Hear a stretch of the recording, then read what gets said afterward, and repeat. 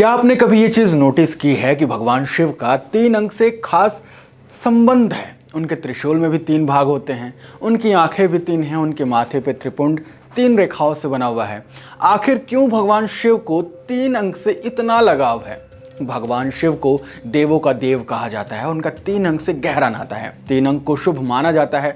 हालांकि कुछ लोग इसे शुभ नहीं मानते हैं, लेकिन सच्चाई यह है कि अंक 3 का स्वामी गुरु है और गुरु के देवता भगवान विष्णु है। यही वजह है कि भगवान शिव अंक 3 को खास मानते हैं। शास्त्रों के अनुसार पूरे दिन को 4 प्रहरों में बांटा गया है, जिसमें तीसरा प्रहर यानी कि संध्या काल भगवान शिव को प्रिय है। इस समय शिव की पूजा फलदायी होती है। शिवलिंग पर चढ़ाने वाली बेलपत्र की पत्तियां भी 3 होती है, जो त्रिदेव का स्वरूप मानी जाती हैं। भगवान शिव के 3 अंकों का रहस्य शिव पुराण के त्रिपुरा दाह कथा में सुनने को मिलता है। कथा के अनुसार 3 असुरों ने उड़ने वाले नगर बनाए थे, जिन्हें त्रिपुर कहा जाता था।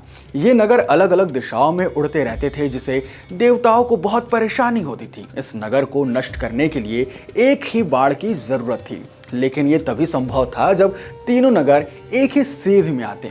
इसलिए देवताओं ने भगवान शिव से सहायता मांगे।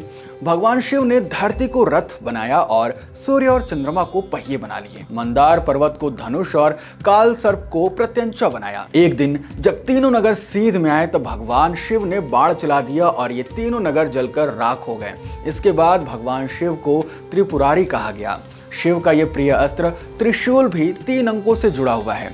त्रिशूल में आकाश, धरती और पाताल शामिल है। इसे कई पुराणों में 3 गुणों तामसिक, राजसिक और सात्विक से भी जोड़ा गया है।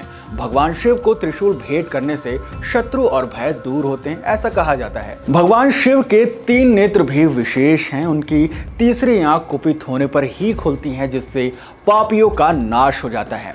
शिव की 3 आंख तपस्या का प्रतीक है। उद्देश्य, चित्त और आनंद। यह पूर्ण सत्य, शुद्ध चेतना और पूर्ण आनंद को दर्शाती है।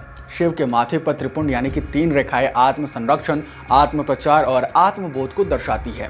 यह संसार के 3 लक्ष्य को बताता है: व्यक्ति का निर्माण, रक्षा और विकास। भगवान शिव की पूजा में हमेशा 3 पत्ते वाला ही बेलपत्र अर्पित किया जाता है। ये 3 पत्तियां एक साथ जुड़ी होती हैं और बिना इसकी पूजा अधूरी मानी जाती है। कहा जाता है कि यह त्रिदेव का स्वरूप है।